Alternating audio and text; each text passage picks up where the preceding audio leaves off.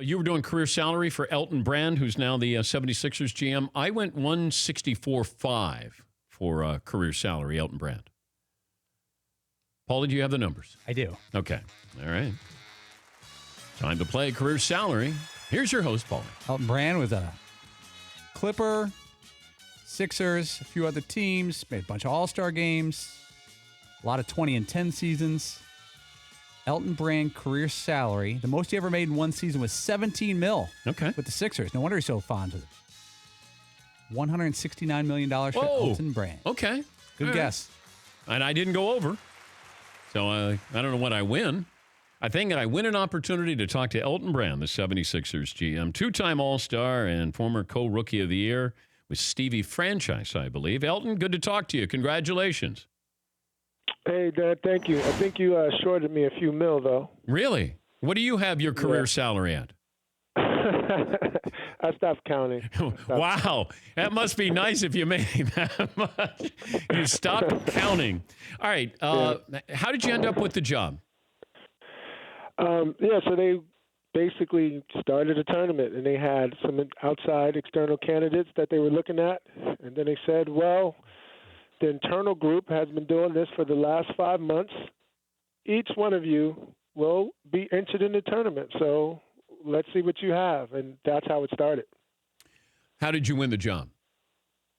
I was prepared. I used my relationships. I called owners. I called GMs, not just to prepare for the interview, but also just to prepare if I got the job. And then in-house with my group, they said, look, we've been doing this for 5 months, and each of them said, we would like you to lead in some type of capacity, which was like, okay, now I have to step up not only for the organization, but my group that we've been doing this for the last 5 months. So if they feel it should be me, it wasn't any internal bickering like, of course they're going to interview, but when they were asked in their interview, at least they told me, they said I should be in the lead role. You didn't want to coach? Why run a team or the front office? I didn't want to coach.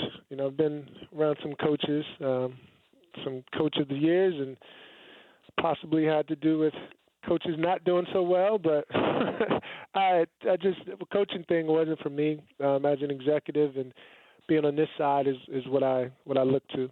You talk to Coach K about this?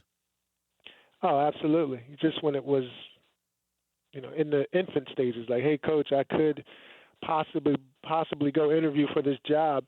What do you think? And he says, go for it. It's a long way from Peekskill. That's where I grew up, Peekskill, New York. He used to come recruit me there 20-plus years ago. But he said, you'll be great at it. Go for it. Who was your football team growing up in Peekskill? I didn't really have a football team, and I kind of rooted for Buffalo because they made it to the Super Bowls, like back-to-back, that Thermo team and Kelly, yeah. So I rooted for them. But you weren't a football fan?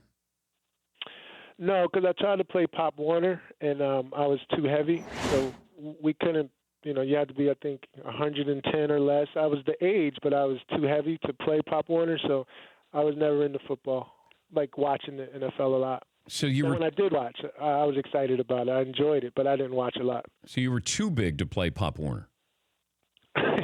Yes. Yeah, well, I can understand that. If they had a slam dunk contest for front office personnel in the NBA right now, who'd be the favorite? Oh, I got it all day. Oh, you do? Who would be your best challenger? Yeah, that's what I was thinking. Like, I mean, I don't know if Sean Marks could still get up. There's not too many that I think could get above the rim. I still can get the fingertips and all that. Like, I think I could to get a few dunks in. Well, you should still be able to dunk, Elton. You can still. I can dunk. Oh, okay. I don't think Danny Ainge can dunk or Rob Pelinka, Ernie Grunt. Yeah, you might win it. You might be the only guy out there. Everybody else is shooting layups, and you'll be out there and make one dunk, and you'd win the slam dunk contest. That would be terrible. But, yeah, that'd be terrible to watch. But, I can dunk, for sure. I can still dunk. He's Elton Brand, the 76ers GM. You talked to Markelle Fultz. Yes. What'd you talk to him about? Just his encouraging summer. he's been working tirelessly. Also spoke to him many times of the pressures of being the number one pick, and just the long game. Just take every day at a time. It's not about how you're progressing right now in this moment. Just keep getting better. And hopefully we'll look back and you will develop to the player that is deserving of the number one pick. Did you ever lose your shot?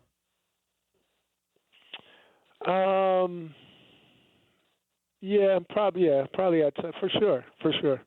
And what'd you do? Well, me personally, I just kept worked at it, pushed myself, stayed away from it, got away from basketball for a while just to not have not even think about it. What is so what's the process now in Philadelphia? Is the old process processed and we move on to something else? No. The process isn't processed. Still have more to do. We are, of course, trying to improve upon and develop our young nucleus. Ben and Joe, that was their first playoff experience. They're going to get much better by leaps and bounds. Teams today, especially in this game, need 3 or maybe even 4 superstars or star players, star-type players, star-level players. Hopefully we have that in-house and we can develop. If not, we have to be ready for free agency. We have to be ready for, trades. So, but yeah, that the process hasn't been processed yet. Who's the best teammate you ever had? That varies. Andre Iguodala was a great teammate. Dirk Nowitzki in Dallas. Why'd you laugh? Because these are guys that could still play. And like Dirk and I would get into it about defense and other stuff, but definitely a great teammate. But like when I came into the league, Randy Brown, Dickie Simpkins, guys like that were just special, and they helped create my leadership in the locker room kind of persona, because I saw from those guys, they weren't competing with you. They really genuinely wanted you to succeed. You missed out on playing with Jordan, didn't you? Yep. Well, was it one season that you missed out? Yeah, so they were the champions. Then there was the year that they were not the champions and not so well, and then they drafted me. So Mike came back and played with the Wizards. I played against him a few times when he was, I think, 40. How did he do at 40? Did he talk trash at 40? No, yeah, he was still nice at 40. He could still play very well at 40. He was still really good. If you faced Embiid in your prime, how would you do?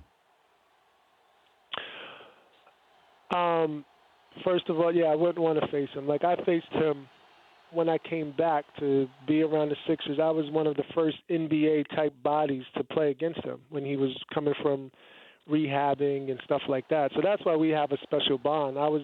Before he played a game, a preseason game, I was that punching bag. And I told people that he was special, like ultimately, like Hall of Fame, all-time, like special. Just his physicality, his touch. Oh yeah, like I'm guarding him, and I've guarded Shaq. And afterwards, I felt very similar. I was sore all over my body, like I couldn't move.